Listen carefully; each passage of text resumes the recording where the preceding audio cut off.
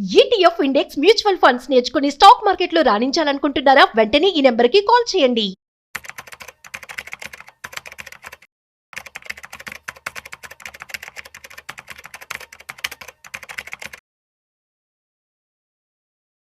నమస్తే, welcome back to Suman TV. Present మనతో పాటు ఉన్నారు స్టాక్ మార్కెట్ అనలిస్ట్ సుందరరామరెడ్డి గారు. నమస్తే సార్. నమస్తే మ్యామ్. సార్, బిట్ కాయిన్ గురించి మాట్లాడుకుంటే మరి ఇంత కుప్పకూలిపోతుంది, ఏం జరుగుతుంది అంటారు అసలు మార్కెట్లో? Yeah not only bit coin madam, మీరు ఏ ఎసెట్ క్లాస్ చూడమని అన్ని అంతే ఉన్నాయి. బిట్ కాయిన్ పడుతుంది, గోల్డ్ పడుతుంది, అనేది వరకు సిల్వర్ పడుతుంది, ఐటీస్ పడుతున్నాయి, ఏఐ స్టాక్స్ పడుతున్నాయి, అండ్ ఆల్మోస్ట్ అన్ని ఎసెట్స్ డ్రాప్ అవుతూ ఉన్నాయి అనమాట. కాకపోతే ఒకటి, బిట్ కాయిన్ పడటానికి ఒక రీజన్ ఉంది. ఒకప్పుడు బిట్ కాయిన్ అంటే అది స్కేర్సిటీ ఎక్కువ ఉంటుంది అనమాట. ఎందుకంటే 21 మిలియన్స్ వరకు ఏమో ఉంటాయి, తర్వాత ఏం ప్రింట్ అవ్వవు అనమాట అవి. కాబట్టి లిమిటెడ్ ప్రొడక్ట్స్ కాబట్టి డిమాండ్ ఎక్కువ ఉంటుంది ఒకప్పుడు అది. బట్ ఇప్పుడు ఏం జరుగుతుందంటే దాన్ని బేస్గా తీసుకొని ఈటీఎఫ్స్ ఉన్నాయి, ఇండెక్స్ ఫండ్స్ ఉన్నాయి, ఫ్యూచర్స్ ఉన్నాయి, ఆప్షన్స్ ఉన్నాయి, స్క్వాప్స్ ఉన్నాయి, ఇంకా చాలా వస్తున్నాయి ఈ మధ్య. ఇది ప్రైమ్ బ్రోకర్ లెండింగ్ అంట, అవి వచ్చేసి ర్యాపిడ్ బీటీసీ అని ఉంది, అండ్ టోటల్ రిటర్న్ స్వాప్స్ ఉన్నాయి. ఇవన్నీ రకరకాల ప్రోడక్ట్స్ డిజైన్ చేస్తాను దీని బేస్గా తీసుకొని. అంటే ఒరిజినల్ ప్రోడక్ట్ లిమిటెడే, అది డిమాండ్ ఉంది. బట్ సప్లిమెంటరీ ప్రోడక్ట్స్ వందల కొద్ది వెరైటీలు తయారు చేస్తున్నారు. అంటే సప్లై అన్లిమిటెడ్, కొనేవాళ్ళు ఉంటే సప్లై అనుకోండి, అందరూ పోతే ఇంకా లాస్ట్ కొనేవాళ్ళు అయిపోయిన తర్వాత ముందు పోవు కదా. అప్పటి నుంచి ఇంకా పట్టడం స్టార్ట్ అయింది. ఈవెన్ ఇప్పుడైనా గోల్డ్ సిల్వర్ ఎందుకు పడుతుంది? గోల్డ్ నిజంగా డిమాండ్ లేదంటే అసలు ఎవరు అమ్ముతున్నారు గోల్డ్? బయట ఎవరు అమ్మటలేదు. బట్ ఎందుకు డిమాండ్ క్రష్ అయిందంటే వాటికి ఈటీఎఫ్స్ ఉన్నాయి, ఇండెక్స్ ఫండ్స్ ఉన్నాయి, ఫీచర్స్ ఉన్నాయి, ఆప్షన్స్ ఉన్నాయి, బోల్డ్ అని క్రియేట్ అవుతున్నాయి. ఎన్ని కాలం కొనుక్కోవచ్చు ఇక్కడ నువ్వు. బట్ ఒరిజినల్ గోల్డ్ అయితే దొరకదు నీకు, అంత అన్లిమిటెడ్ కదా. మైనింగ్లోంచి వచ్చింది ఎంత వస్తే అంతే కొంటావు. బట్ ఇక్కడ అలా కాదు, అన్లిమిటెడ్ ఎంత దొరికింది. ఎంత దొరికినప్పుడు సప్లై స్టార్ట్ అయినప్పుడు నీకు డిమాండ్ ఉండదు, ఇంకా డిమాండ్ కొలాప్స్ అవుద్ది. ఈవెన్ బిట్ కాయిన్ కూడా ఇదే జరుగుతుంది. ఒరిజినల్గా బిట్ కాయిన్కి డిమాండ్ ఉండొచ్చు, అది ఎవరు అమ్ముతున్నారు కొంటారో మనకు తెలియదు. బట్ వీళ్ళు ఎప్పుడైతే ఈ ఫీచర్స్, స్క్వాప్స్, తర్వాత లెండింగ్, ఈటీఎఫ్స్ బిగించేశారో డైల్యూట్ అయిపోయింది కదా ఒరిజినల్ ప్రొడక్ట్. ఇక దాంతో అన్లిమిటెడ్ ప్రోడక్ట్ క్రియేట్ అవుతాను దాని నుంచి. మెమో కాయిన్స్ అని, ఆ కాయిన్స్ అని, ఈ కాయిన్స్ అని, అది లిమిట్ ఏం లేదు. ఇంకా న్యాచురల్గా డిమాండ్ ఒకరోజు ఎండ్ అయిపోద్ది. ఎండ్ అయినప్పుడు సప్లై స్టార్ట్ అవుద్ది. ఆ ఎఫెక్ట్ పడుతూనే ఉంది. బిట్ కాయిన్ అంటే ఒకసారి ఎవ్రీ ఇయర్ 1% మూవ్ అయ్యేది.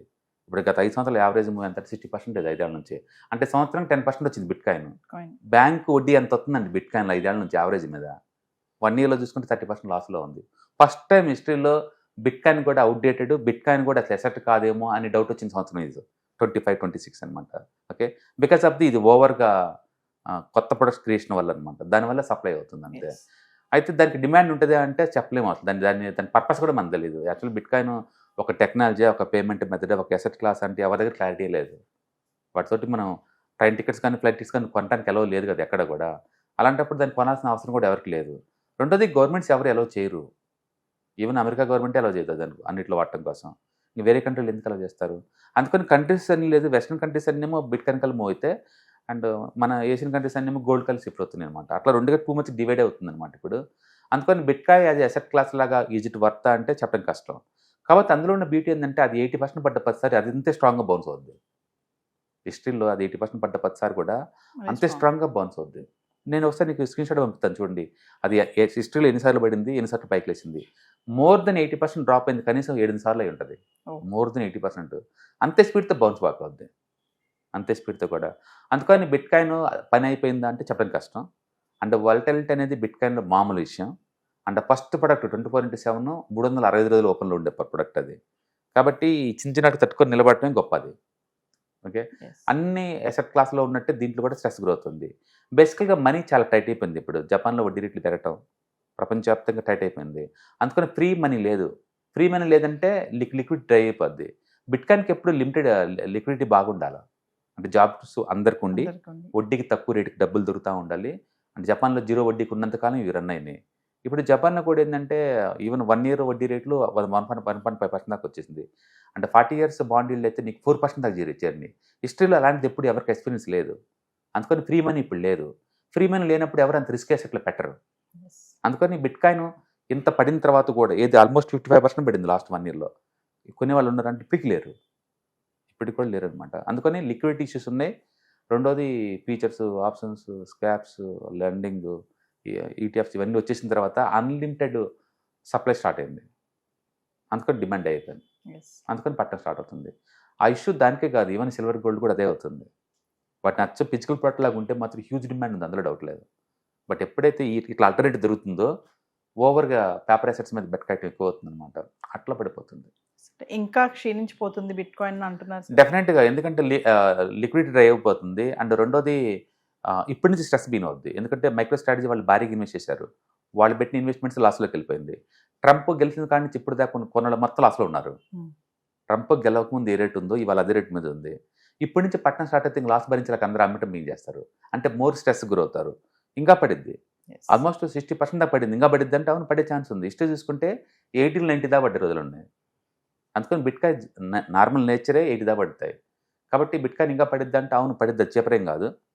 అండ్ జీరో అయిపోద్ది అంటే జీరో అవ్వదు, ఈజీగా మళ్ళీ ఆల్ టైమ్ హైకి వచ్చింది అన్న 2 ఇయర్స్లో. కాబట్టి ఎవరైనా కొందామనుకుంటే లేదు, టోటల్ పోర్ట్ఫోలియో ఒక 5% అలా ఆల్కేట్ చేసుకోవచ్చు. ఎస్ఐపిలో స్టార్ట్ చేసుకొని 80% దాకా కొనుక్కుంటూ పోవచ్చు. బట్ డెఫినెట్గా అర్జెంట్గా అయితే ముందు పోయే అసెట్ అయితే ఖచ్చితంగా కాదు. దాని అందరూ డిజిటల్ గోల్డ్ అన్నారు కానీ గోల్డ్ పెరుగుతుందా పెద్ద పెరగటం లేదు, అది ఇంకా తగ్గిపోతుంది.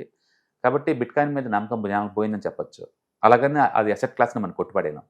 మనిషి ఎన్నో సంవత్సరాల తర్వాత ఈ గవర్నమెంట్ ప్రింటింగ్ అన్లిమిటెడ్ కొట్టుకుంటూ పోతుంటే కరెన్సీకి ఒక స్టాండర్డైజేషన్ కోసం దాన్ని ట్రై చేశారు. ఇది ఎక్సలెంట్ టెక్నాలజీ అంతే. క్రిప్టో కరెన్సీలో బిట్కాయిన్ కావచ్చు లేదా బ్లాక్ చైన్ టెక్నాలజీ కానీ అద్భుతం టెక్నాలజీ, అందులో డౌట్ లేదు. కానీ గవర్నమెంట్ ఇంటర్ గవర్నమెంట్ మధ్య ఇష్యూస్ ఉన్నాయి, వాళ్ళు ఎలో చేయట్లేదు. రెండోది యూనివర్సల్గా అందరికి దాని మీద యాక్సెప్టెన్స్ లేదు. దాని రెండింటి వల్ల అది సఫర్ అవుతుంది అనమాట. అంటే టూ మచ్ స్పెక్యులేషన్ నడుస్తుంది, దాంతో ఇది అవుతుంది అనమాట. అందుకని బిట్కాయిన్ ఇన్వెస్ట్ చేసినా బిట్కాయిన్లతో సంబంధం ఉన్న కంపెనీస్ మొత్తం కొలాప్స్ అవుతా పోతున్నాయి ఇక్కడ. ఈవెన్ ఎలాన్ మస్క్ కూడా ఈ మధ్య బిట్కాయిన్ గురించి మాట్లాడలేదు చూసారా, ట్రంప్ కానీ మాట్లాడలేదు, ఎవరు మాట్లాడలేదు, ఎందుకంటే అది పడుతుంది కాబట్టి. ఓకే, అందుకని పడేది మాట్లాడలేదు, పెరిగే మార్కెట్లు అందరూ ఇది వాళ్ళే. ఏదైనా సరే ట్రంప్ వచ్చిన తర్వాత బిట్కాయిన్ ఫేవర్ కాబట్టి ఒకసారి పెరిగింది, ట్రంప్ ఫేడ్ అవుట్ అవుతున్నాడు, బిట్కాయిన్ అంతకన్నా స్పీడ్గా ఫేడ్ అవుట్ అవుతుంది. బిట్కాయిన్తో సంబంధం ఇన్వెస్ట్ చేసిన కంపెనీస్ కూడా ఫేడ్ అవుట్ అవుతున్నాయి. కాబట్టి రిస్క్ అసెట్స్లో తక్కువ మొత్తంలో పెట్టడం బెటర్. ఒకే అసెట్లో పెడితే ఎప్పటికంటే రిస్కే, అది ఏ అసెట్ అని కావచ్చు.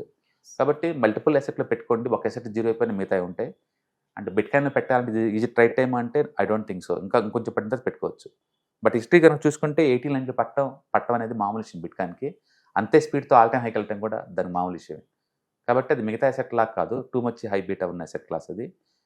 So better to stay away. Otherwise ఎస్ఐపిలో పెట్టుకుంటూ వెళ్ళండి, అండ్ ఫ్యూచర్లో మళ్ళీ ఆల్ టైమ్ హైకి వచ్చినప్పుడు డౌన్ చేసుకోండి. సో మరి ఫర్దర్గా మరి వెబినార్ నిర్వహించబోతున్నారు కదా, ఒకసారి వాటి గురించి. యా, ఈ month next weekend you're going to conduct ETFs, index funds and mutual fund webinar అండి. సో ఇంట్రెస్ట్ ఉన్న పార్టిసిపెంట్స్ కింద స్క్రోల్ అవుతున్న నెంబర్ కాల్ చేసుకొని సీట్ బుక్ చేసుకోండి.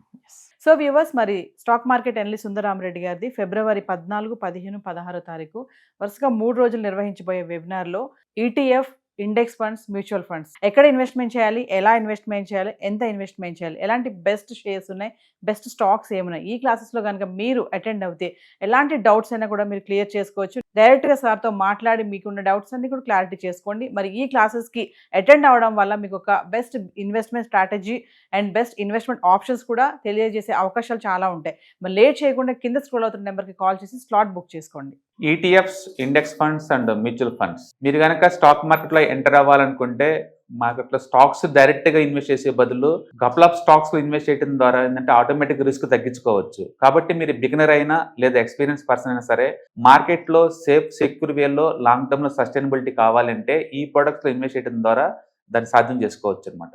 కాబట్టి మీకు ఎవరికైనా సరే ఈ ఈటీఎఫ్స్, ఇండెక్స్ ఫండ్స్, మ్యూచువల్ ఫండ్లో ఇన్డెప్త్ నాలెడ్జ్ కోసం అండ్ గైడెన్స్ కోసం ఈ ట్రైనింగ్ ప్రోగ్రామ్ అటెండ్ అవడం ద్వారా మీరు మనీ మేక్ చేసుకోవచ్చు. కాబట్టి మీకు ఇంట్రెస్ట్ ఉన్న పార్టిసిపెంట్స్ ఈ వీకెండ్లో జరిగే వెబినార్ అటెండ్ అవడం ద్వారా ఇందులో ETFs, index funds, mutual funds అంటే ఏంటి, వాటిని ఎలా మనీ మేక్ చేసుకోవాలి, వాటిని ఎలా మేనేజ్ చేసుకోవాలి, వాటి గురించి కాంప్రహెన్సివ్ ట్రైనింగ్ మీకు ఈ ప్రోగ్రాంలో అందించబడుతుంది.